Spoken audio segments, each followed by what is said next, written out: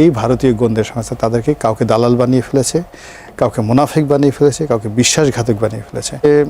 Donald ট্রাম্পকে বাংলাদেশে ক্ষমতায় বসায় দেন, আর মানুষের পাবলিকের চরিত্র যদি এরকম হয়, তাহলে ওই যে চিড়িয়াখানায় যেটা বসে আছে না ডোনাল্ড ট্রাম্প, ওর যে পারফরমেন্স, এর চেয়ে বেশি পারফরমেন্স কিছু একটা হবে বলে আমার কাছে মনে হচ্ছে না। $10 বিলিয়ন বাংলাদেশকে অফার করা হবে রংপুর বিক্রি করে দেওয়ার জন্য, ঠিক আছে। পরবর্তী যে যুদ্ধটা হবে চায়নার সাথে ইন্ডিয়ার, তখন ফার্স্ট কাজ যেটা হবে সেটা হচ্ছে এই শিলিগুড়ি করিডোরটা কাট অফ হয়ে যাবে, এবং সেই জন্য অলরেডি চাইনিজ অ্যাসেট ওখানে পজিশন করা হয়েছে তিব্বতের এই সাউদার্ন পার্টে। শিলিগুড়ি করিডোর আমাদের ফেনী হচ্ছে আমাদের চিঙ্গাসনেক, ওরা বলছে ত্রিপুরা থেকে ফেনী দিয়ে কাট করে পুরো চট্টগ্রাম নিয়ে নিব। তাহলে এদিকে চট্টগ্রাম বিভাগের আর ওদিকে রংপুর মিলিয়ে 5টা জেলা দিয়ে আমরা আলাদা বাংলাদেশ 2 করব, যেটা হচ্ছে হিন্দু বাংলাদেশ হবে এটার নাম। প্রথমত হলো যে বিএনপি যে কমিটমেন্টগুলো ছিল অনেকের সাথে, কোনো পক্ষের সাথে সে আজ পর্যন্ত কমিটমেন্ট রক্ষা করেনি। প্রধানমন্ত্রী ইতিমধ্যে চীনে পৌঁছেছেন, আমরা এই খবর জানতে পেরেছি, এবং প্রধানমন্ত্রী তারেক রহমানের প্রথমে বিদেশ সফরে মালয়েশিয়া এবং চীন যাওয়া কে নিয়ে ভারতীয় গণমাধ্যম যেটি বলছে যে বাংলাদেশে পররাষ্ট্রনীতির নতুন অগ্রাধিকার হিসেবে তারা এটিকে দেখছে। আপনি কি মনে করেন যে এই যে কূটনৈতিক ঐতিহ্যের বাইরে গিয়ে যে মালয়েশিয়া এবং চীন সফরে যাওয়া, এটি কি বাংলাদেশের এই সরকারের বিশেষ করে যে সবার আগে বাংলাদেশের নীতির প্রতিফলন, নাকি অর্থনৈতিকভাবে বা বাস্তবতার নিরিখেই সিদ্ধান্ত নেওয়া হয়েছে? মানে ঘটনা যাই হোক, এটার ফলাফল বোঝা যাবে আরও 1 মাস পরে। কিন্তু মালয়েশিয়াতে যেভাবে উনি গেলেন, যে দৃশ্য আমরা দেখলাম, এটা আমাদের ভালো লেগেছে। ইভেন আওয়ামী লীগের যারা লোকজন, যারা বিএনপিকে সবসময় খামচি দিতে চায়, রাগ হতে চায়, বিএনপি দেখলে যাদের মেজাজ খারাপ হয়ে যায়, তারাও এই তারেক রহমান সাহেবের বাংলাদেশ থেকে মালয়েশিয়াতে যাওয়া, সেখানে তার রিসিপশন, তার প্রেজেন্টেশন, তার বক্তব্য, মানে এখানে আসলে অতীতে যারা গেছেন তাদের সঙ্গে তুলনা করলে ভালো বলতে হবে, খারাপ বলতে হবে না। বিশেষ করে ম্যাডাম প্রাইম মিনিস্টার, মানে প্রধানমন্ত্রীর যে স্ত্রী, ওনাকে তো আসলে ফার্স্ট লেডি বলা যাবে না, প্রধানমন্ত্রীর সহধর্মিণী। তো তার সঙ্গে মালয়েশিয়ার প্রধানমন্ত্রী, তার যে স্ত্রী, তার যে রসায়নটা, এটা আমাদের আসলে খুব ভালো লেগেছে, এবং এটা রাজনীতিতে খুবই গুরুত্বপূর্ণ একটা ভূমিকা পালন করবে। ভদ্রমহিলার নাম সম্ভবত আজিজা। তো আজিজার আমাদের এশিয়াতে ওনার মতো তো ডিপ্লোম্যাটিক ভদ্রমহিলা, এশিয়া কেন সারা ওয়ার্ল্ডেই, মানে যাকে বলে ওনার মতো এত সংগ্রামী ডিপ্লোম্যাটিক মহিলার দ্বিতীয় জন্যে। আপনি জানেন যে উনি অনেকদিন উপপ্রধানমন্ত্রী ছিলেন, এবং উনি এই আনোয়ার ইব্রাহিম যতদিনে আমার গা কাটা দিচ্ছে, আর যতদিন জেলে ছিলেন, পুরো সময়টা স্বামীর পক্ষে মাঠে থেকে প্রবল প্রতিদ্বন্দ্বীদের বিরুদ্ধে লড়াই করেছেন। She is outstanding performance. এবং একটা সময় দেখা গেল যে মাহাথির মোহাম্মদ সাহেবের সঙ্গে এই আনোয়ার ইব্রাহিমের যে সম্পর্কটা, যে দা কুমড়া, এটাকে একটা রিজনেবল পর্যায়ে উনি নিয়ে আসলেন এই আজিজা। ফলে ওখানে তিনি যথেষ্ট বয়স্ক, এবং তার সঙ্গে জুবাইদা রহমানের যে অ্যাটাচমেন্টটা, মানে মনে হলো যে একজন মা তার সন্তানকে যেভাবে স্নেহ করেন, ওইভাবে স্নেহে তার সঙ্গে দেখলাম। যে এটা আমার কাছে মনে হয় যে রাজনীতিতে যদি তারেক রহমান সাহেব টিকে যান, জুবাইদা রহমান সাহেব টিকে যান, তাহলে এই রিলেশনটা আনোয়ার ইব্রাহিমের সঙ্গে তারেক রহমান সাহেবের সঙ্গে যতটাই সম্পর্ক, তার সাথে আজিজের সঙ্গে জুবাইদা রহমানের যে সম্পর্ক, এটা রসায়নটা আগামীতে বাংলাদেশ মালয়েশিয়া সম্পর্কের ক্ষেত্রে বেশি গুরুত্বপূর্ণ ভূমিকা পালন করবে। This is 1। 2 নম্বর হলো যে এই আজিজে এবং তাদের একটা সুন্দর মেয়ে আছে, সেও কিন্তু পলিটিক্যালি ভীষণ ম্যাচিউরড, এবং সেই মেয়েটার সঙ্গে যদি ভবিষ্যতে এই জাইমা রহমানের একটা ভালো রিলেশন হয়ে যায়, তাহলে আগে যেমন শেখ হাসিনা তার পরিবার কেন্দ্রিক একটা বলয় গড়ে উঠেছিল, জয়ের সঙ্গে ভুটানের প্রেসিডেন্ট, মানে এখন যিনি মানে রাজা আছেন, তার ক্লাসমেট, পুতুলের সঙ্গে অনেকের ভালো সম্পর্ক, এরকম একটা সম্পর্ক যদি জাইমা রহমান, জুবাইদা রহমান, তারেক রহমান এদের সাথে হয়ে যায় মালয়েশিয়ার মাধ্যমে, এটা আমার কাছে একটা মনে করি যে বাংলাদেশের যার মাধ্যমে হোক না কেন, আলটিমেটলি তো কান্ট্রি টু কান্ট্রি। এবং এই মুহূর্তে পৃথিবীর যে কজন স্মার্টেস্ট, আমার পছন্দের তালিকায় সবচেয়ে স্মার্টেস্ট মানে পলিটিশিয়ান আমার কাছে আসলে আনোয়ার ইব্রাহিমকে মনে হয়। তিনি যেভাবে ধর্মবেত্তা, সেইভাবে শিক্ষিত, প্র্যাকটিক্যাল এক্সপিরিয়েন্স, অসাধারণ ইংরেজি বলেন, এবং তার জ্ঞানের গরিমা, তার সঙ্গে তারেক রহমান সাহেবের যে কোনো বৈঠক সেই বৈঠকে তারেক রহমান সাহেব ওখান থেকে অনেক কিছু শিখে আসতে পারবেন। কয়জন লোক পাঠালেন ডাজ নট ম্যাটার, কিন্তু আমাদের দেশের একজন রাষ্ট্রনায়ক হিসেবে তিনি এরকম একজন লোকের সাথে গিয়ে একটা রাষ্ট্রীয় প্রোটোকলে 24 ঘন্টা থেকেছেন। এই 24 ঘন্টা তিনি যা কিছু শিক্ষা গ্রহণ করবেন, এটা আমাদের মনে করি যে ওনাকে আগামীর দিনে উনি জাতিসংঘে যাবেন, পরবর্তী বিদেশ ভ্রমণ যাবেন, এবং এই ভ্রমণটা করার ফলে তার যে কনফিডেন্সটা বেড়েছে, এই কনফিডেন্সটা না বাড়িয়ে তিনি যদি প্রথমে সরাসরি দিল্লি যেতেন বা সরাসরি চীনে যেতেন, আপনারা তো জানেন না, আমরা যারা মানে পলিটিক্স করে আসছি, প্রথম যখন আমাদেরকে কেউ সেলুট দিয়েছে, ইটস এ ডেঞ্জারাস থিং, আমাদের হাত পা কাঁপে। হ্যাঁ, পুলিশ দিল বা আর্মির সেলুট দিল। আমি তো কী বলবো, যখন বঙ্গভবনে গেলাম, এই আমার পাশে একজন মেজর সাহেব আছেন, তো ফার্স্ট করলো কি, এরকম আমার একটা দামি গাড়ি বলেছিল, পোশাক আশাক ছিল, তো ব্রিগেডিয়ার সাহেব হয়তো মনে করছে যে I am going to be minister, মানে সেদিন মন্ত্রীর শপথ হবে। তো আমি এমন পোশাক আশাক ভাবসাব নিয়ে গেছি, উনি মনেই করেছেন যে আমি আসলে মন্ত্রী হয়ে যাব। সে 2009 সালে বঙ্গভবন, সে আমাকে এমন জোরে একটা দোতলা সেলুট দিল। নর্মালি হাত দিয়ে পা দিয়ে ব্রিগেডিয়ারে দেয় না, তাদের এরকম হাত উঠায়। আমার কাছে মনে হলো যে আমার সাথে আমার চাচা ছিলেন, তিনি, আমি মন্ত্রী হইনি কিন্তু উনি ধর্মমন্ত্রী হলেন, উনি অন্তত 4 থেকে 5 গজ দূরে লাফ দিয়ে চলে গেছে। বাবা, কাজটা হইলো কি? হ্যাঁ, এই আমাকে এইভাবে দিল কেন, এরকম দরকার ছিল কি? তো হয় কি, এরকম প্রোটোকলের মধ্যে পড়লে ওই যে প্রধানমন্ত্রী হাঁটছে, পার হাঁটছে, ওই যে ভো ভো করে ধরেন সামরিক মিউজিক বাজছে, তারপর শেষে ওই যে তলোয়ার, হাতে তলোয়ার দিয়ে তার সামনে সামনে এগুলো করছে, এই জিনিসগুলো অ্যাবজর্ব করা কিন্তু এত সোজা নয়। তা মালয়েশিয়া থেকে তিনি যেটা অ্যাবজর্ব করে গেলেন, চীনে গিয়ে দেখবেন যে সেটা মানে যাকে বলা হয়, এটা তার জন্য বেটার হবে। আর একটা কথা বলে শেষ করে দিচ্ছি, হ্যাঁ আরেকটা বলে দিচ্ছি যে এটা কত ডেঞ্জারাস, মানুষজন হাসবে। আমি একবার জাপানের স্টেট গেস্ট হিসেবে আমি বললাম যে দেখো, আমি তোমাদের সম্রাটের সঙ্গে দেখা করতে যেতে চাই। তো ও বলে যে তোমার এটা ঠিক হবে না, সম্রাটের সাথে এটা আমি পারবো না, আর তুমি এই ধরনের চিন্তা করো না। বলে যে ওখানে যেতে হলে, তার সঙ্গে দেখা করতে হলে প্রচুর প্রোটোকল দিতে হয়, এবং যে কোনো রাষ্ট্রপতিও যদি তার সাথে দেখা করতে হয়, অ্যাটলিস্ট আমরা তাকে 2 দিন 3 দিন 24 ঘন্টা পর্যন্ত তাকে আমরা ওই প্র্যাকটিস করাই। বলে আমি বললাম কেন, ওখানে এরকম করা কেন? বলে যে ওখানে পরিবেশটা এরকম, এর আগে এক লোক এসে সেন্সলেস হয়ে পড়ে গেছে। তো যার জন্য মানে ওই যে জাপানের সম্রাটের সাথে দেখা করতে গিয়ে, তার প্রোটোকল দেখাতে গিয়ে সে সেন্সলেস হয়ে পড়ে গেছে। So it's not so easy. তো সেই দিক থেকে আমি মনে করি তার যে মালয়েশিয়ার যে অবস্থা, সেখান থেকে তিনি চায়নাতে গেছেন, তিনি আরও স্বাচ্ছন্দ্য বোধ করবেন, আরও হবেন। তো থিংস ফর দ্য বেস্ট, ভালোটা চিন্তা করি না, দেখে কি হয়। জি, আমি জনাব দেলিজ খান আপনার কাছে আসি যে বর্তমান সরকার ক্ষমতা আসার পর ভারতের সঙ্গে সম্পর্ক কিছুটা উন্নত হবে, এবং সেই প্রত্যাশাটাই কিন্তু আমরা রেখেছিলাম, এবং কিছুটা হয়েছে যদি বলতে চাই।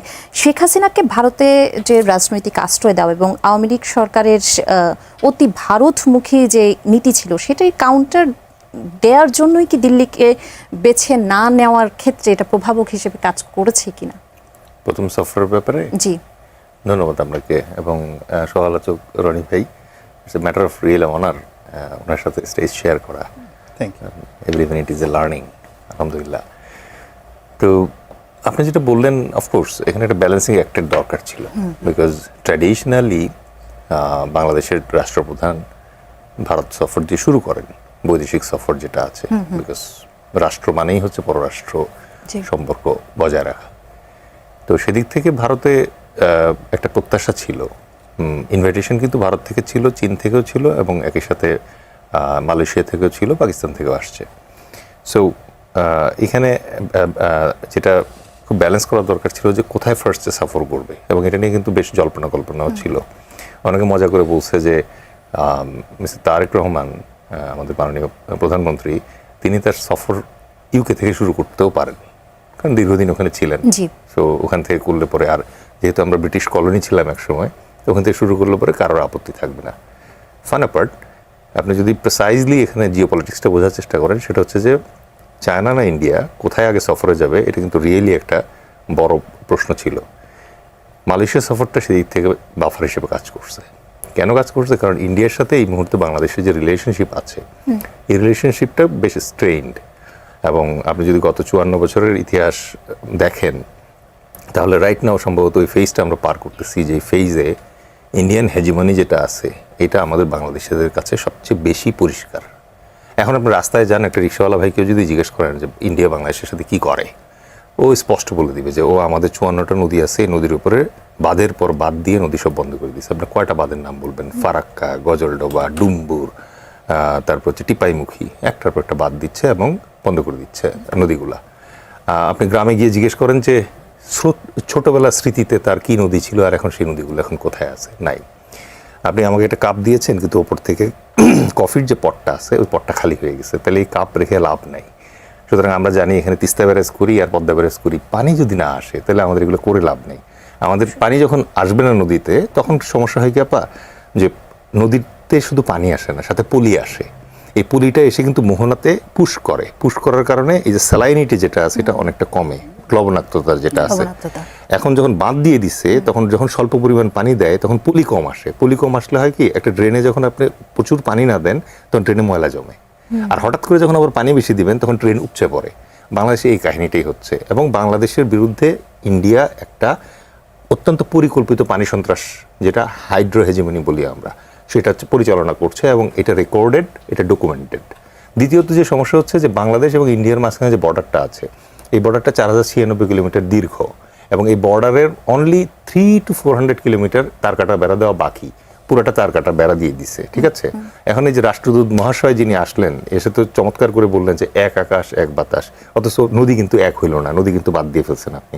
এক আকাশ এক বাতাস, কিন্তু কাঁটাতারে বেড়া দিয়েছেন আপনি এই জায়গায়। ওই যে বলে না, ওই যে বন্দুক দেখা কে প্যার করেগা, মানে প্রেমও করবে আবার বন্দুক দেখে হুমকিও দিচ্ছে এই জায়গায়। তো এই হচ্ছে রিলেশন আমাদের দুইজনের মাঝখানে। আপনি দেখেন এই বিএসএফ নামে যে একটা বাহিনী আছে, এই বাহিনী হচ্ছে ভারতের একমাত্র বাহিনী যেটা পাকিস্তানের এগেইনস্টে মানে সীমান্ত রক্ষার দায়িত্ব দিয়ে তৈরি হয়েছিল। ওদের বার্মার এগেইনস্টে যে সীমান্তরক্ষী বাহিনী আছে এটার নাম হচ্ছে আরাকান রাইফেলস। চীনের এগেইনস্টে যে বাহিনী আছে সীমান্ত রক্ষার জন্য তাদের নাম হচ্ছে ইন্দো তিব্বত বর্ডার পুলিশ। ভুটান এবং নেপালের এগেইনস্টে আছে হচ্ছে এসএসবি, ঠিক আছে। শুধুমাত্র পাকিস্তানের এগেইনস্টে ছিল বিএসএফ, যেটা পরে বাংলাদেশের সাথে রয়ে গেছে। বাংলাদেশে কিন্তু ইভ্যালুয়েশন হয়েছে, বিডিআর, তার আগে ছিল ইপিআর, এখন বিজিবি। কিন্তু লক্ষ্য করে দেখেন, এই বিএসএফ যখন পাকিস্তান বর্ডারে ডিউটি দেয় তখন তাদের অপোজিটে থাকে হচ্ছে পাকিস্তান রেঞ্জার্স। এই পাকিস্তান রেঞ্জার্সের আপনি গুগল করেন, রেকর্ডেড ইতিহাসে এখন পর্যন্ত একটা মানুষকে গুলি করে মারে নাই। বাট বাংলাদেশে গত 20 বছরে 1200+ মারছে। গত মাসে লাস্ট মারা গেছে খাদেম, লালমনিরহাটের। তো ফেলানির লাশ তো ঝুলাইছেই। আর থার্ডলি যেটা হচ্ছে যে শেখ হাসিনা এবং পুরা মনে করেন যে আওয়ামী লীগ ক্যাবিনেটের মেইন যে ক্যারেক্টারগুলো আছে এগুলো সব কটাকে ইন্ডিয়া অ্যাসেট হিসেবে ইন্ডিয়াতে রেখে দিয়ে এবার বাংলাদেশের সাথে রিলেশন করতে চাচ্ছে। তো এইরকম একটা স্ট্রেইন পরিস্থিতিতে, আর যদি ইকোনমির কথা বলি, ট্রেড অ্যান্ড কমার্সে 11 বিলিয়ন ব্যবসা ওরা করে, আমরা করি 2 বিলিয়ন। তাও 2 বিলিয়নের ভিতরে আপনি নন টেরিফ ব্যারিয়ারের পর ব্যারিয়ার দেওয়া আছে। রনি ভাই ব্যবসায়ী মানুষ, খুব ভালো মতো জানে এটা, ঠিক আছে। কারণ আপনি একটা ব্যাটারি পাঠাবেন, রোহিনা আফরোজের ব্যাটারি, তাদের বিএসটি টাইপের যে অর্গানাইজেশন আছে এটা ক্লিয়ার করে না। এইরকম একটা পরিস্থিতিতে ইন্ডিয়াতে ফার্স্ট ভিজিটে যাবে তারেক রহমান এখনো বোধহয় এতটা দুর্বল পলিটিশিয়ান হন নাই। সো তার জন্য এখন একটা মানে বাফার দরকার ছিল। Malaysia was good. মালয়েশিয়ায় আমাদের সমস্যা আছে। মালয়েশিয়ার বাজারে ধরেন 76,000 টাকা দিয়ে সরকারি খরচে লোক যাওয়ার কথা, 4 লাখ 5 লাখ টাকা দিয়ে লোক যায়। এই যে মাঝখানে যে ভূতে টাকা খায়, এটা তো তারেক রহমানের দেখার দরকার আছে, তাই না? এবং ব্যয় কমানোর জন্য উদ্যোগ নেওয়ার সো কথাও এই জন্য ওই আমাদের 8 লাখ শ্রমিক থাকে মালয়েশিয়ার বাজারে। সুতরাং জেলে আছে প্রচুর, যারা মনে করেন যে এই যে সিন্ডিকেটগুলো আছে এদের দৌরাত্বের কারণে তারা জেলে আছে। সুতরাং Tarique Rahman started fine I think. আর এরপরে চায়না যেহেতু যাচ্ছে, চায়নার সাথে যাইতেই হবে, কারণ অলরেডি ইন্ডিয়া বলতেছে যে রংপুর নিয়ে নিবে। তারা কি ডেঞ্জারাস কথা বলতেছে দেখেন আপা। তারা বলতেছে যে রংপুরকে $10 বিলিয়ন দিয়ে আমাদের কাছ থেকে কিনে নিবে। এই বিষয়টাতে আমি আসছি। আমি যদি গোলাম মাওলা রনি আপনার কাছে আসি আবার, যে সীমান্ত জুড়ে পুশিনের সমস্যা নিয়ে উত্তেজনা যেখানে রয়েছে এবং দ্বিপাক্ষিক অনেক অমীমাংসিত বিষয় কিন্তু রয়ে গেছে। এই যে প্রধানমন্ত্রী প্রথম সফর মালয়েশিয়া ও চীনকে বেছে নিয়েছেন, অর্থনৈতিকভাবে যদি আমি বলি যে চীন ও মালয়েশিয়ার দিকে বেশি আরো মনোযোগী হওয়ার ফলে ভারত ও বাংলাদেশের সম্পর্কে কোনো টানাপোড়েন পড়বে কিনা? প্রথমত হলো যে আমাদের দেশের সরকারগুলো প্রায় সব ক্ষেত্রে থাকে নির্মম, নিঃসঙ্গ এবং একাকী। সরকারের কোনো বন্ধু থাকে না। যখন একটা মানুষ ক্ষমতায় চলে যায়, মুহূর্তের মধ্যে সবাই মনে করে এ একটা চোর, টাউট, বাটপার, সারাক্ষণ রাষ্ট্রের টাকা খায়, ওই ওখানে বসে বসে আমাদের জনগণকে শোষণ করে। তো এই মন মানসিকতা থেকে আমাদের জনগণকে বের হয়ে আসতে হবে। আমরা রাজনীতির স্বার্থে ঠিক ভারতের মতোই আমরা করতে পারি, পাকিস্তান দরকার নেই, ভারতের মতোই করতে পারি। ভারতে দেখুন নরেন্দ্র মোদী সম্পর্কে খোদ বিজেপির মধ্যে যে সমালোচনা হয়, এই যে নরেন্দ্র মোদী নারী কেলেঙ্কারি, এটা নিয়ে কিন্তু বাইরের লোক কেউ বলেনি। হ্যাঁ, সুব্রমণিয়াম স্বামী, সাবেক মন্ত্রী, সেই কিন্তু সংসদ সদস্য, সে তার দলের প্রধানমন্ত্রীকে বলতেছে এই ভদ্রলোক যে একটা ভণ্ড সাধু, এই বিয়ে করে নাই, এই কাজ করে না, সে ওই বিভিন্ন মেয়ের সঙ্গে এই খারাপ কাজ করে তাদেরকে মন্ত্রী বানাচ্ছে। তো বুঝেন সেখানে ডেমোক্রেসিটা কতটা স্ট্রং। এর বাইরে কংগ্রেসের যারা লোকজন আছে, অন্যান্য যারা লোকজন আছে, আপনি দেখবেন পার্লামেন্ট দেখলে দেখবেন যে ধুয়ে দিচ্ছে, কিন্তু যখন বাংলাদেশের ব্যাপার আসে বা অন্য কোনো যে কোনো ন্যাশনাল ব্যাপার আসে সবগুলো কিন্তু একসাথে বসে যায়। এমনকি ধরেন শেখ হাসিনাকে আশ্রয় দেওয়া হবে বা দেবে, এটা কিন্তু নরেন্দ্র মোদী একা দেয়নি। সে একটা সর্বদলীয় বৈঠক ডেকেছে, সবাই এসেছে এবং সবাই তাকে মানে সমর্থন দিয়েছে যে না আমাদের তাকে সমর্থন দেওয়া উচিত। ঠিক সেম কাজটি বাংলাদেশের সীমান্নার ব্যাপারে, সীমান্তের ব্যাপারে, যে কোনো রাষ্ট্রের হেজিমনির ব্যাপারে, আধিপত্যের ব্যাপারে আমাদের সেই জনগণের মধ্যে আমরা যারা আপনি আমি আমরা আছি, আমাদের আসলে এতটুকু আত্মমর্যাদাবোধ থাকা উচিত যে একজন সরকার, সেটা তারেক রহমান, আমার রাজনীতির কারণে তারেক রহমানকে আমার খুবই অপছন্দ, তার দলকে আমার আরও অপছন্দ। আচ্ছা সামহাও জনগণ ভোট দিয়েছে, সে চালাচ্ছে, আমরা তার সমালোচনা করছি, কিন্তু যখন সে দেশের বাইরে চলে যাচ্ছে, সে তো আমাকে রিপ্রেজেন্ট করছে, আমার দেশকে রিপ্রেজেন্ট করছে। কাজেই তাকে সম্মান জানানো, মর্যাদা জানানো, এটা আমার জন্য একটা পবিত্র আমানত। এই আমানত হিসেবে আল্লাহ আমাকে একটা স্বাধীনতা দিয়েছেন, একটা পতাকা দিয়েছেন। যখনই আমি আমার এই রাষ্ট্রে আল্লাহ যাকে ক্ষমতায় বসাচ্ছেন, সেটা শেখ হাসিনা বসুক আর বঙ্গবন্ধু বসুক আর তারেক রহমান বা খালেদা জিয়া বসুক, আমি তাকে দেশের ভিতরে, দেশের মাটিতে, আন্তর্জাতিক অঙ্গনে তাকে আমি ছোট করছি। এই মন মানসিকতা থেকে যদি আমাদের জনগণ বের হয়ে আসতে না পারে, ততক্ষণ পর্যন্ত আপনি দেখবেন যে যে ঘটনাটা বিএসএফ পাকিস্তান সীমান্তে তাদের যে ইস্টার্ন ফ্রন্ট আছে, ওয়েস্টার্ন ফ্রন্ট আছে, সেই ওয়েস্টার্ন ফ্রন্টে বিএসএফ যে কাজটা গত 70 বছরে সাহস পায়নি, সেই কাজটা এখানে 1200 লোককে তারা পাখির মতো গুলি করে মারছে। এর মূল কারণটা হলো যে আমরা, আমাদের জনগণ, আমাদের মধ্যে অসংখ্য বেঈমান মুনাফেক মির্জাফর আছে। তা আমি মনে করি যে একটা পরিবর্তনের রাজনীতি হচ্ছে, এই বিষয়গুলো আমাদের আসলে মানে কোনো রাজনৈতিক দল দিয়ে হবে না। এখানে যদি শেখ হাসিনা হতো, তারা মূলত অনেক মানুষকে মেরে ফেলছে, তাকে তো তারা মূলত অনেক ঘটনা ঘটেছে। তো সেক্ষেত্রে হয় কি যে আমার মনে করি যে সীমান্তের ব্যাপারে, জাতীয় স্বার্থের ব্যাপারে আমাদের জনগণকে আরও সচেতন হতে হবে, ঐক্যমত হতেই হবে। এই যে যেমন ধরেন আমাদের আকাশ বললো, বাতাস বললো, আচ্ছা উনি তো বললো না যে আমাদের এক নদী, হ্যাঁ আমাদের এক ফল, আমাদের সুন্দরবন এক, এরকম তো উনি এভাবে বললো না। তো আমাদের দেশের যে বললো যে দেখেন এখানে আমাদের রয়্যাল বেঙ্গল টাইগার, সুন্দরবনের যারা রয়্যাল বেঙ্গল টাইগার, তারা সীমানা মানে না, হ্যাঁ তারা সকাল বিকাল ঘোরাফেরা করে। একবার ভারতে যাচ্ছে, একবার বলছে অনেক বাঘের বউ ভারতে থাকে, অনেক ভারতীয় বাঘের মানে মহিলা বাঘ তার স্বামী বাংলাদেশে থাকে, ওদের মধ্যে দাম্পত্যে কোনো কলহ হচ্ছে না, আমরা কেন এখানে বসে কলহ করবো? It could B a very good satire. এবং এটা সুন্দরবনে ঘটে, কিন্তু একবার হঠাৎ করে দেখা গেল যে মানে একটা বাঘ নিয়ে একটা বিদেশি কোম্পানি সেন্সাস মানে ওরা জরিপ করে দেখা গেল যে এই বছর ভারতের বাঘ বেড়ে গেছে, মানে বাচ্চা বাঘ বেশি প্রসব করেছে, কিন্তু বাংলাদেশের বাঘ কমে গেছে। কারণ কি? পরে দেখা গেল যে বাংলাদেশের যে পুরুষ বাঘগুলো তারা এখানকার মহিলাদের সাথে প্রেম না করে ভারতীয় বাঘের সাথে প্রেম করেছে। It's a dangerous thing. হ্যাঁ, তো এরকম ঘটনা হতো ঘটে, তা এটা আমাদের সীমান্তেও ঘটতে পারে। তাই জন্য হয় কি, বাঘের মধ্যে ভারতীয় বাঘেরটাও দেখেন ওরাও ঠিক মদ্দির মতো চালাক, হ্যাঁ খুঁজে সেখানে হানি ট্র্যাপ ফেলে আমাদের বাঘগুলোকে নিয়ে যাচ্ছে। একই ঘটনা কিন্তু দেখেন আমাদের এই সমাজেও ঘটনা ঘটছে, প্রকৃতিতে যে ঘটনা ঘটছে, আমাদের এই সমাজের বড় বড় যারা বাঘ, রাজনীতিবিদদের মধ্যে বাঘ, তাদেরকে বিভিন্নভাবে হানি ট্র্যাপে ফেলে এই ভারতীয় গোয়েন্দা সংস্থা তাদেরকে কাউকে দালাল বানিয়ে ফেলেছে, কাউকে মুনাফিক বানিয়ে ফেলেছে, কাউকে বিশ্বাসঘাতক বানিয়ে ফেলেছে। এখন আমার আশেপাশে অনেক বড় বড় লোক আছে যারা ভারত বিরোধী কথা বলে, কিন্তু তারা যে দিল্লির দালাল নয়, তারা যে মোসাদের এজেন্ট নয়, তারা যে রয়ের এজেন্ট নয়, আমরা কিন্তু এখনো পর্যন্ত বলতে পারছি না। তো এই জিনিসগুলো বন্ধ করতে আমাদের যেটি দরকার সেটি হলো দেশপ্রেমিক জনগণ তৈরি করা। আমাদের আবহাওয়া, আমাদের প্রকৃতি, আমাদের পরিবেশ, আমাদের সংস্কৃতি, এগুলো নিয়ে আমরাই গান গাইবো, আমাদের কোনো ভারতীয় গান দরকার নেই। তো এই জায়গাতে আমি মনে করি তারেক রহমান সাহেব যদি চেষ্টা করেন ভারতীয় হেজিমনির বিরুদ্ধে কোনো একটা কিছু করার জন্য, আমাদের দেশের সাথে, আমরা ভারতের সাথে কোনো বিরোধিতা করতে চাই না। ইভেন ভারতীয় আধিপত্যবাদ থাকুক, একটা বড় রাষ্ট্র, তারা তো আধিপত্যবাদ থাকবে, আমরা তাদের সাথে পারবো না, যেটা পারবো না তার সাথে আমরা কেন গন্ডগোল করতে যাবো? কিন্তু আমার যেটা আছে সেটা তুমি একেবারে আমার শেষ সম্বলটুকু নিয়ে যাবে, এটা তো হয় না। তো এই জায়গাগুলোতে যদি আমরা জাতীয় একটা ঐক্যমত্য থাকি, আমি মনে করি এখানে বিএনপির পরিবর্তে যদি জামাত ক্ষমতা আসে, জামাতের পরিবর্তে যদি আবার আওয়ামী লীগ আসে, আওয়ামী লীগের পরিবর্তে যদি এনসিপিও আসে, তাহলে ফলাফল ভালো হবে। আর যদি দেখা গেল একেবারে ডোনাল্ড ট্রাম্পকে বাংলাদেশে ক্ষমতায় বসায় দেন, আর মানুষের পাবলিকের চরিত্র যদি এরকম হয়, তাহলে ওই যে চিড়িয়াখানায় যেটা বসে আছে না ডোনাল্ড ট্রাম্প, ওর যে পারফরমেন্স, এর চেয়ে বেশি পারফরমেন্স কিছু একটা হবে বলে আমার কাছে মনে হচ্ছে না। আমি আপনার কাছে আসতে চাই। আপনি নিশ্চয়ই আজকে দেখেছেন যে বিএনপির একজন সংসদ সদস্য জিএম সিরাজ তিনি জাতীয় সংসদে বলেছেন, কোট আনকোট যদি বলি, মাননীয় স্পিকার, আপনার মাধ্যমে আমি মোদী সরকারকে আহ্বান জানাচ্ছি সবিনয়ে। একই সাথে আমি বলতে চাই আমাদের পশ্চিমবঙ্গের যে চিফ মিনিস্টার শুভেন্দুবাবু তাকে থামান।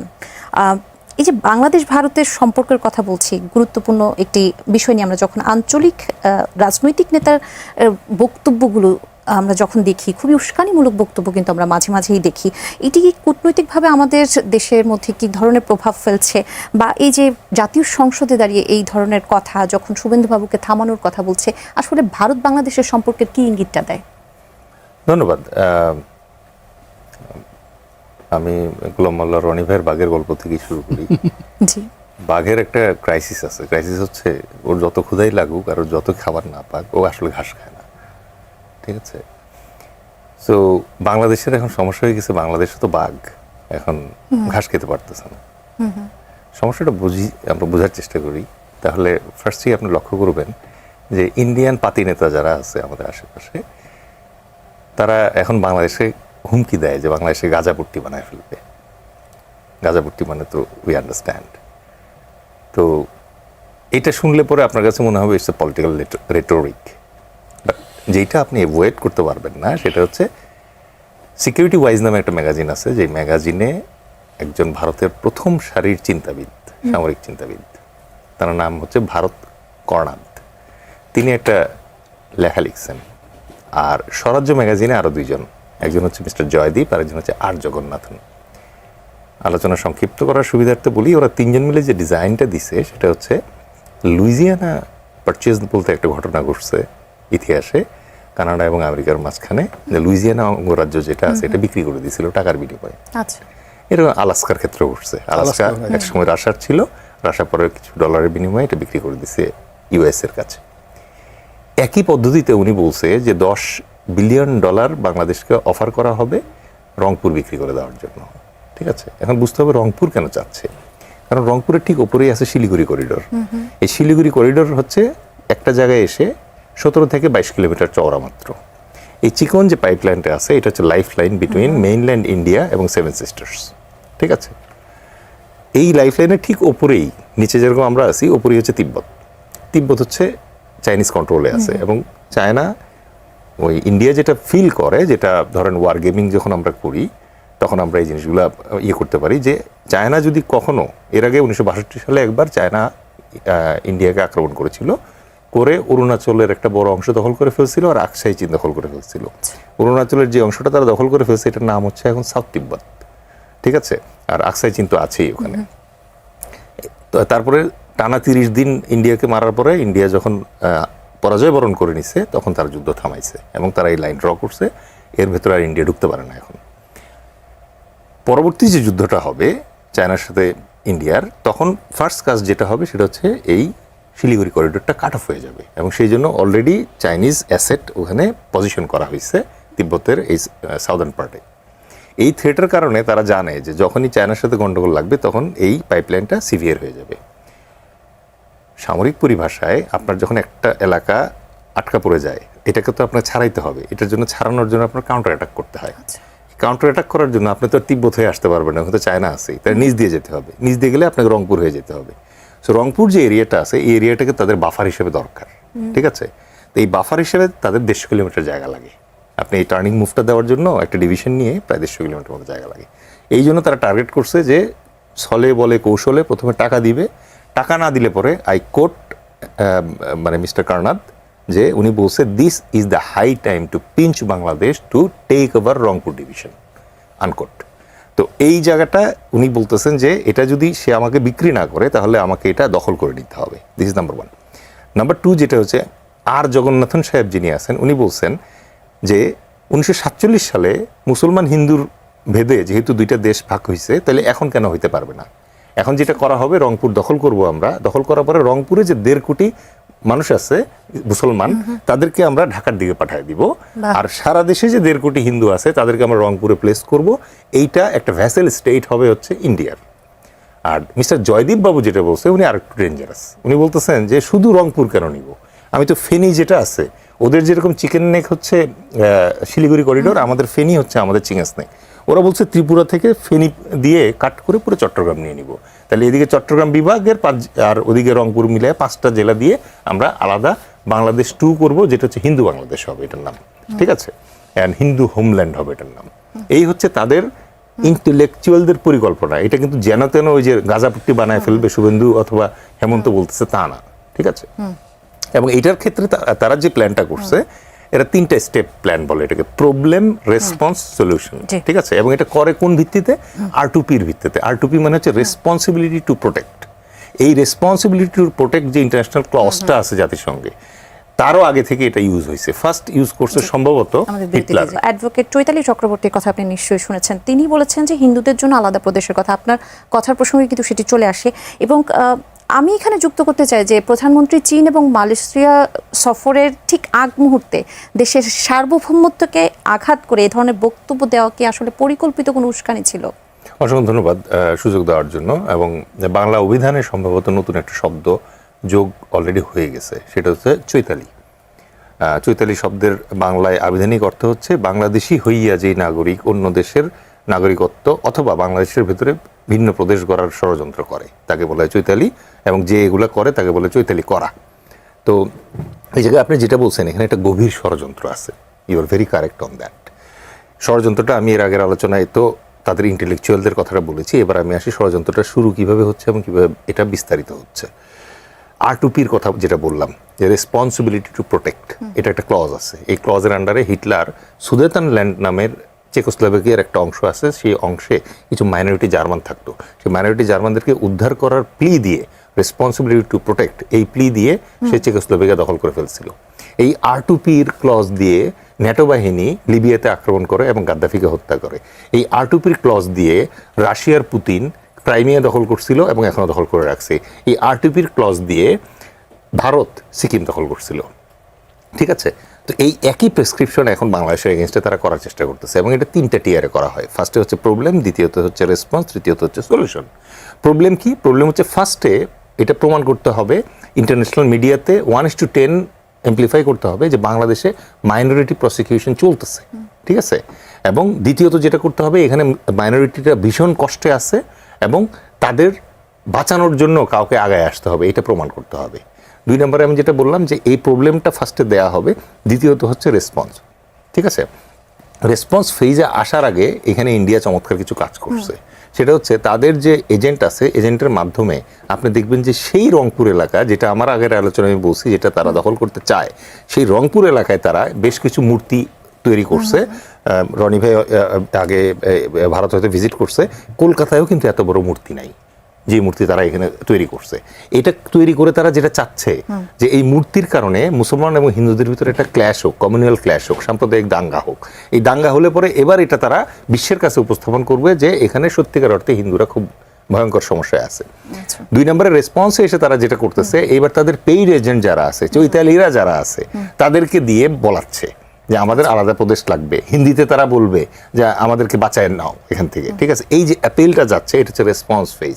আর রেসপন্স ফেজটা যখন শেষ হয়, এটা শেষ হয় হচ্ছে সলিউশন দিয়ে। সলিউশনের ক্ষেত্রে কি হবে? ওই যে R2P যেটা আছে, এই R2P অ্যাপ্লাই করে তারা বলবে যে এখন আমাকে সামরিক ইন্টারভেনশনে যাইতে হবে, like Russia, like NATO in Bangladesh, ঠিক আছে। এবং এটা ঠেকানোর জন্য একটা কথা বলি এখানে করি, এইটা ঠেকানোর জন্য যেটা করতে হবে যে এই যে R2P অ্যাপ্লাই করবে, এই জন্য তাকে ইন্ডিয়াকে জাতিসংঘের ম্যান্ডেট নিতে হবে। জাতিসংঘের এই ম্যান্ডেট ঠেকানোর জন্য বাংলাদেশকে ইমিডিয়েটলি চীনের সাথে এঙ্গেজ করা দরকার, কারণ চীনের ভেটো পাওয়ার আছে। আচ্ছা, গোলাম আল্লাহ রনি, এই যে আমরা এত সুন্দর করে বিশ্লেষণ শুনলাম, আসলে এই বিশ্লেষণ শুনতে গেলে অনেকটা ভয়ও কাজ করে আমাদের মনে। আসলে এই যে আলাদা প্রদেশের যে ব্যাপারটি চৈতালি নিয়ে আসলেন, এবং এটি আমরা পরিকল্পিত যদি উস্কানি ধরেও থাকি, এই যে শঙ্কার কথা বলছেন, এই শঙ্কাকে আপনিও দেখতে পাচ্ছেন কিনা? না, আমি কোনো সংখ্যা কিছু দেখতে পাচ্ছি না, বিকজ আমি ইতিহাসটা জানি। ইতিহাসটা জানি, যখন একটা দাঙ্গা হয়েছিল 1946-এ, আপনি দেখেন সারা বাংলাদেশে কোথাও দাঙ্গা হয়নি, দাঙ্গা হয়েছিল নোয়াখালীতে। এই যে এখন আমরা যে চিকেন নেকের কথা বলি, ফেনী চিকেন নেক বলি, সেইটাকে টার্গেট করে তখন সেই গুজরাট থেকে, দিল্লি থেকে মহাত্মা গান্ধী কিন্তু এই নোয়াখালীতে ছুটে এসেছিলেন।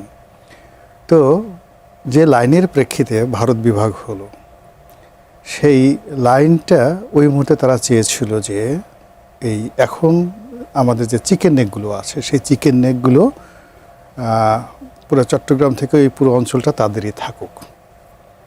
তো এটা তারা পারেনি, ওই সময়টাতে পারেনি, যে কোনো কারণে 1946-এ পারেনি। 1953-তে যেটাকে বলা হয় নেহরু ডক্ট্রিন, তখন মানে খুব মাইগ্রেশন হচ্ছে, পাঞ্জাব থেকে মাইগ্রেশন হচ্ছে, বাংলাদেশ থেকে হচ্ছে, সব জায়গা থেকে মাইগ্রেশন হচ্ছে। তো পাকিস্তান থেকে যে সকল হিন্দুরা যাচ্ছেন তাদের জন্য সীমান্ত তারা উন্মুক্ত করে দিল এবং সীমান্তে ভারতীয় হিন্দুদের যে নেতারা তারা ফুলের মালা নিয়ে বসে থাকলো।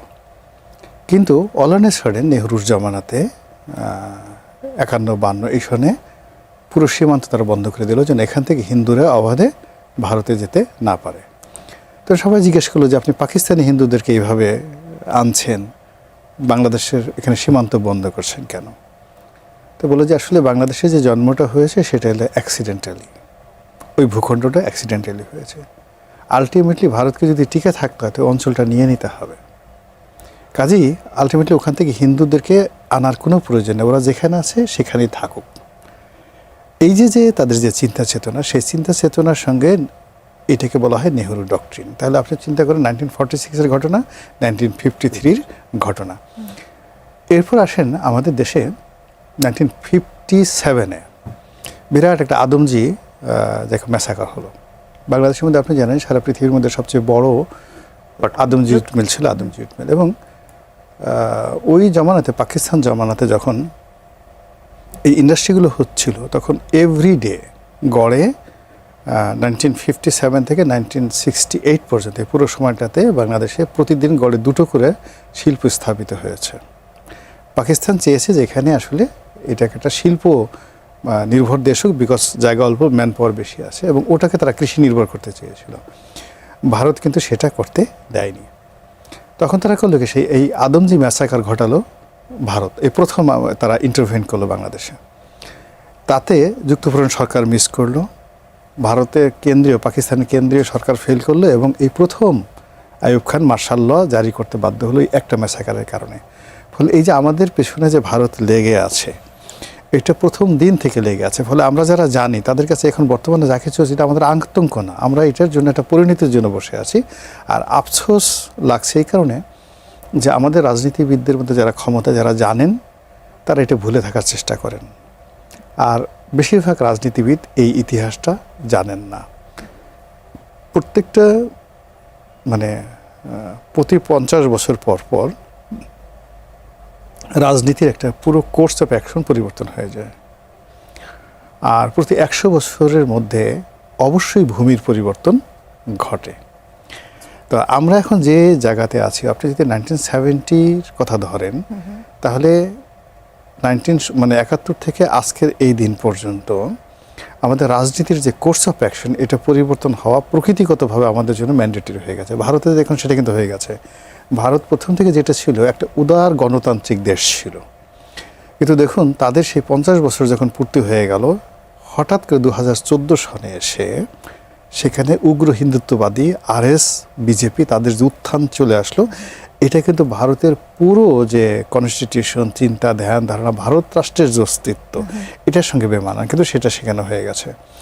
আবার আমাদের দেশে আমরা যে রাজনীতির প্রেক্ষিতে, যে চিন্তা, ধ্যান, ধারণার প্রেক্ষিতে আমাদের মুক্তিযুদ্ধ হয়েছিল, আমরা যেভাবে কনস্টিটিউশন করেছি, সেটা এই সময়ের যে কোর্স অফ অ্যাকশন 50 বছর পরে এটার যে একটা রাজনীতিটা একেবারে বিশাল একটা অ্যাঙ্গেলে পরিবর্তন হয়ে যায়, আমরা সেই খপ্পরের মধ্যে পড়ে গেছি। এবং একইভাবে আপনি যেটা বলেন 100 বছর যদি ধরেন, 1971 যদি ধরেন, তাহলে সেক্ষেত্রে 2071 সনের মধ্যে আমরা ওন করব অথবা আমরা হারাবো এই ভূখণ্ড। এর বাইরে আপনি আজকে যদি আপনি এই যে আমার এই কথাটা আপনি ধরেন, আপনি এই বাংলাদেশের, আমি আপনাকে গুনে গুনে এটা 1026 সন থেকে প্রতি 100 বছর পর পর কীভাবে আমাদের রাজনীতির ভূখণ্ড পরিবর্তন হয়েছে আর কোর্স পরিবর্তন হয়েছে, আমি এখানে সবাইকে বলতে পারবো।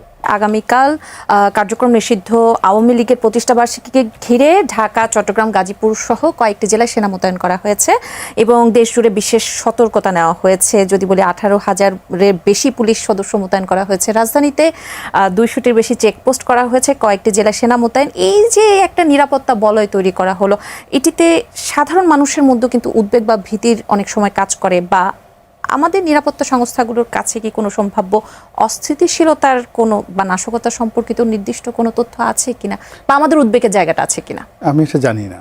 এই কারণে হলো আমার সঙ্গে যারা নিরাপত্তা সংস্থা আছে তাদের কারোর সঙ্গে কোনো গোপন আতাত নেই, কখনোই ছিল না। এই জন্য বিভিন্ন গোয়েন্দা সংস্থা দালাল হতে হয়, এজেন্ট হতে হয়। ওই সৌভাগ্য দুর্ভাগ্য আল্লাহ আমাকে কখনো দেয়নি। আমার কাছে প্রথম যেটা মনে হচ্ছে যে এই মুহূর্তে পাবলিক সেন্টিমেন্ট যে পর্যায়ে আছে, তাতে করে আসলে সেনাবাহিনীর নামানো বা এত বড় রেড অ্যালার্ট জারি করা বা এটাকে নিয়ে সরকার যে মাতামাতি করছে, it's a wrong decision.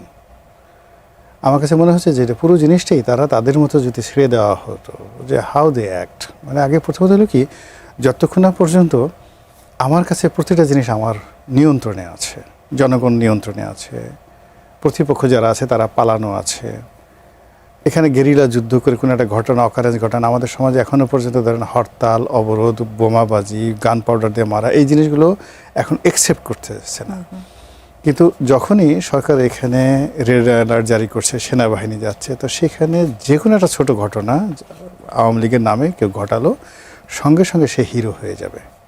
Say hero হয়ে যাবে এবং আওয়ামী লীগের জনপ্রিয়তা বাড়বে, ক্ষমতা বাড়বে, দাপট বাড়বে, আর প্রতিপক্ষ যারা আছে তারা ভয় পেয়ে যাবে। যেমন দেখেন, যেখানে সেনাবাহিনী বলেন বা পুলিশের খুব বেশি উপস্থিতি থাকে, দুর্ভাগ্যজনক হলো সত্য যে খুব বড় বড় যে সেন্সিটিভ ক্রিমিনাল অফেন্সগুলো ঠিক সেখানেই ঘটে। আর যেখানে জনারণ্য অবারিত জনগণ ঘোরাফেরা করে, স্বাভাবিক ঘোরাফেরা করে, সেখানে কিন্তু এই ধরনের মানে আপনার এই যে অফিস কারণ বাজার, আপনার কারণ এত লোকজন আসে, এখানে ছিনতাই করে যাওয়া বা কোনো একটা কাজ করে ভেরি টাফ। কিন্তু যখন পুলিশের চারপাশে গাড়ি আছে, তার মধ্যে মানে লোকজন রিল্যাক্স আছে যে পুলিশ আছে, কোনো অসুবিধা হবে না। এর মধ্যে একজন সেটা হুন্ডা ভো করে টান দিয়ে আপনার কানের দুল টেনে নিয়ে চলে গেল। পুলিশ হা করে তাকায় থাকলো, ভাই হলোটা কি? আমার চোখের সামনে টিভির গাড়িতে আসছি, পুলিশের 4-5 লোক দাঁড়ানো গুলিস্তানে, তাদের চোখের সামনে এসে গাড়ির সে গ্লাস ফ্লাস সব কিছু খুলে নিয়ে গেল। পুলিশ হা করে তাকায় রাখলো। আমার বুঝতে বুঝতে সময় লাগছে 30 সেকেন্ডের মধ্যে তারা কাজ সেরে ফেললো। তো এই যে এখন যখন পুলিশ দায়িত্ব নিচ্ছে, সেনাবাহিনী দায়িত্ব নিচ্ছে, তখন সাধারণ মানুষগুলো করবে কি, এটা আতঙ্কগ্রস্ত হয়ে যাবে। না জানি বোমা মারে, না জানি কিছু করে, আমরা ঘর থেকে আজকে বের হব না। আর যখনই ঘর থেকে বের হবে না, পুলিশের যে সংখ্যা বা যে কজন বের করলো বা মিলিটারি যেভাবে বের হলো, এতে করে কি হলো, মাঠ যে ফাঁকা থাকবে, সেই ফাঁকা মাঠে তারা আরও গোল দিতে মানে সুযোগ পাবে এবং তারা দেবে, এবং তারা আরও বেশি বেশি মিছিল করবে। এবং সবচেয়ে বড় ব্যাপার হলো যে দেখবেন আমরা বাংলায় যে একটা শব্দ বলি না, তাফালিংয়ের মজাটাই আলাদা, ভীষণ রকম। আপনি যে কোনো একটা শক্তিশালী লোকের সাথে ঝগড়া করবেন, ঝাঁটি করবেন, তারা ধাক্কা দিবেন, তো ওটা একবার যে মজাটা পেয়ে যায় সে বারবার এই কাজগুলো করবে। তো ওই যে দেখেন গাজীপুরে এক পুলিশকে বলছে যে এদিকে আসবি না, একদম মেরে ফেল। তো ও মনে করছে যে আল্লাহ, আমি যদি সেম কথা একজন আর্মির মেজরকে বলতে পারি, ব্রিগেডিয়ারকে বলতে পারি, এরপর যদি আমার ফাঁসি হয় তবুও ভালো, I will do this thing. মানে যখন অবসরপ্রাপ্ত মেজর আছেন আমাদের সাথে, এরকম একটা পরিস্থিতি যখন সৃষ্টি করে দিবেন, তখন এই ধরনের নেগেটিভ যারা লোকজন আছে, একটা সময় মানুষ মুরগি মিলন হতে চাইতো, টোকাই সাগর হতে চাইতো, ডেভিড হতে চাইতো, একটা সময় মানুষ মানে এই যে আন্ডারওয়ার্ল্ডে যে আছে বাস্টার্ড সেলিম ছিল, তো এই মানুষগুলো হতে চাইতো, বিকজ এগুলোর মধ্যে এত আরাম। আবার কিছুদিন আগে ধরেন এই যে আইজি বেনজির কেমনভাবে তোলা হতো, এখন সবাই বলতো আমি বেনজির হব, কি সুন্দর চেহারা, এত গার্লফ্রেন্ড, এত বাসায় জিনিসপত্র আছে, আমি এরপরে যা হয় ভাগ্য, আমাকে এরপরে ব্রাশ ফায়ার করে মেরে ফেলুক ডাজ নট, আমি একদিনের জন্য আইজি হতে চাই। তো এরকম হয় কি, এইভাবে কিন্তু মানুষের মধ্যে এটা হিস্ট্রিক্যালি একটা গ্রুপ ছিল যে ইরানের একটা পাহাড়ে, ওদেরকে বলা হতো অ্যাসাসিনেশন গ্রুপ। 300 ইয়ার্স তারা সারা ওয়ার্ল্ড ডমিনেট করেছে। ওরা কাজই ছিল এই আত্মহত্যাকারী একটা বিরাট সুইসাইডাল স্কোয়াড তারা তৈরি করে ফেলেছিল মধ্যযুগে। এবং ওখান থেকে যদি টার্গেট করতে মুঘল সম্রাটকে তারা মারবে, একটা চিঠি দিত ওদের প্রধান, এবং মুঘল সম্রাটকে তুমি আমার কাছে এখন 10 লাখ মানে স্বর্ণমুদ্রা পাঠাও, এবং সেভাবে তারা 300 বছর কাজ করতো। এবং ওই যে তাদের যে আত্মহননকারী গ্রুপটা তারা তৈরি করতো, ওই এক রাতের জন্য তারা করতে একটা বেহেশত বানাতো। ভেস্তে বানিয়ে ওখানে একটা ভেস্তের জন্য সব কিছু তাকে ভোগ করাতো। ভোগ করানোর পরে সে দেখতো আর এই সুন্দরী হুর আসছে, পরি আসছে, সকালবেলা তার ঘুম ভেঙে যেত। এরপর বলতো তুমি এটা কি পেতে চাও? বারবার হ্যাঁ পেতে চাই, তাহলে ডু ইট, এই কাজগুলো করো। এইভাবে 300 ইয়ার্স। তো কাজে এই যে এখন যে কাজগুলো করছে বেসিক্যালি ওই রকম মানে মানে আত্মহননকারী যারা এই যে যাকে বলে সুইসাইডাল গ্রুপ, এই আওয়ামী লীগের মধ্যে সুইসাইডাল গ্রুপ তৈরি করার জন্য প্রভোগ করা হচ্ছে। আপনিও কি তাই মনে করেন কিনা? আপনি একজন অবসরপ্রাপ্ত মেজর, বিশেষ করে তাফালিংয়ের যে বিষয়টি রনি ভাই তুলে ধরলেন, সেটির সাথে আপনি কতটুকু একমত? এবং সেনাবাহিনীকে যে 22 থেকে 30 তারিখের মধ্যে জুন পর্যন্ত ইন এইড টু সিভিল পাওয়ার হিসেবে দায়িত্ব পালন দেওয়া হয়েছে, সেটি আসলে কৌশলগত গুরুত্বটা কি বা এই মুহূর্তে প্রয়োজন? ধন্যবাদ। যে কোনো সরকার in aid of civil power এই ক্লজের আন্ডারে সেনাবাহিনীর সাহায্য নিতে পারে। এর আগে ইন্টারিম গভর্নমেন্ট তো তার পুরো টেনিয়রই আসলে পুলিশ ছিল না, আর্মি দিয়ে কাজ চালিয়েছে। সো আর্মিও ব্যাপারে অভ্যস্ত। কিন্তু আমি একটা জায়গায় একটু থট প্রভোক করতে চাই, সেটা হচ্ছে যে বিএনপি কি রাজনৈতিকভাবে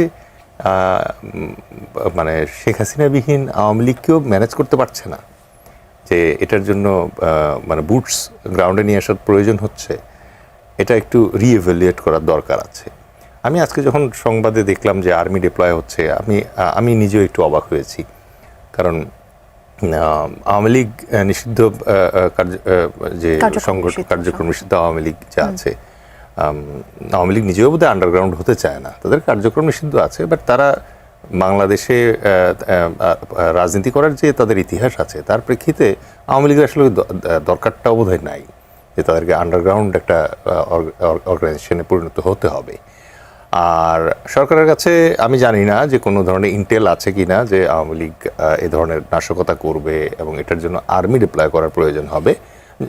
আমি আশা করছি যে তাদের কাছে এরকম ইন্টেল আছে, এবং এই মুহূর্তে যেহেতু মাননীয় প্রধানমন্ত্রী দেশের বাইরে আছে, সুতরাং বাংলাদেশে ওই অবকাশে এখানে আমি একটু যদি যোগ করতে চাই, আমাদের একদম শেষ পর্যায়ে আমরা চলে আসলাম, যেটি রনি ভাই প্রথমেই শুরু করেছিলেন, যে আমাদের দেশে যখন কোনো এ ধরনের প্রশ্ন আসে সবখানে শুধু রাজনীতি চলে আসে, ঐক্যমত্যের প্রশ্নে কিন্তু আমরা এক হতে পারি না। কালকেও কিন্তু 11 দলীয় সমাবেশ ডেকেছে, সরকারের পক্ষ থেকে স্টেপ নেওয়া হচ্ছে, বিরোধী দল থেকে স্টেপ নেওয়া হচ্ছে। আবার আমরা শুনতে পাচ্ছি যে বিরোধী দলের নেতাও বলছে যে নব্য ফ্যাসিবাদের অভিযোগ তুলছেন। এই যে অভিযোগ, এই যে কাদা ছোড়াছুড়ি, এটি কি থামবে না আমাদের দেশে? যদি বিএনপি এখন যেভাবে কাজ করছে এই স্টাইলে যদি আগাতে থাকে, টু বি ভেরি স্পেসিফিক, যেমন ধরেন অ্যাডভান্টেজ নিয়ে আসছে, এবং এখন ধরেন এই যে জুলাইয়ের ব্যাপারটাতে তাদের যে অনীহা, গুম অধ্যাদেশকে প্রথমেই গুম করে ফেলা, এবং সীমান্ত জুড়ে যে সমস্যা হচ্ছে, স্বরাষ্ট্রমন্ত্রী ওইটাকে প্রকারান্ত উপেক্ষা করে দেশের ভিতরে আওয়ামী লীগ হান্ট করতে নামা, এই ব্যাপারগুলো আসলে একটু কনফিউশন ক্রিয়েট করছে। এই কনফিউশনের কারণে কিন্তু ঐক্যটা দূরে সরে যায়। আমি শেষ করব রনি ভাই, এই যে কনফিউশনটাকে আসলে অ্যারাইজ করছে কিনা 30 সেকেন্ডের উত্তরটা আমি চাইব। অবশ্যই প্রথমত হলো যে বিএনপি যে কমিটমেন্টগুলো ছিল অনেকের সাথে, কোনো পক্ষের সাথে সে আজ পর্যন্ত কমিটমেন্ট রক্ষা করেনি। তার নিজের দলের ভিতরে এবং বাইরে তাকে কেউ বিশ্বাস করছে না, কারো মনের মধ্যে শান্তি নেই, না সরকারি দলে না বিরোধী দলে। এবং আপনি স্বতঃস্ফূর্তভাবে প্রধানমন্ত্রী থেকে শুরু করে আপনি দলের যে কোনো মেম্বার অফ পার্লামেন্ট বা দলের বাইরে একটা মানুষ একটা রাষ্ট্র পরিচালনা করছে, এমপি হচ্ছে, মন্ত্রী হচ্ছে, কাদের মধ্যে একটা অ্যাজ ইউজুয়াল যে ফ্লো আছে, কাজের ফ্লো, শান্তি নাই, সবাই যেন অস্থিরতা। আপনার চোখে এক রকমের কথা, মুখে এক রকম কথা, বুকে এক রকমের কথা। আপনি যে আমিরে জামাত দেখেন, কেউ হ্যাপি না। ফলে ইট মিনস যে সরকার যে তার ক্রেডেনশিয়ালটা হারিয়ে ফেলেছে, এটা পুনরুদ্ধার না করা পর্যন্ত কোনো কাজে বরকত হবে না। এবং এই অবস্থা চলতে থাকলে সীমান্তে আরও পুষিন হবে, আওয়ামী লীগ আরও লাফালাফি করবে এবং দেশের অর্থনীতির 12টা বাজবে। অসংখ্য ধন্যবাদ এবং কৃতজ্ঞতা আপনাদের দুজনকে আমাদের অনুষ্ঠানে আসবার জন্য।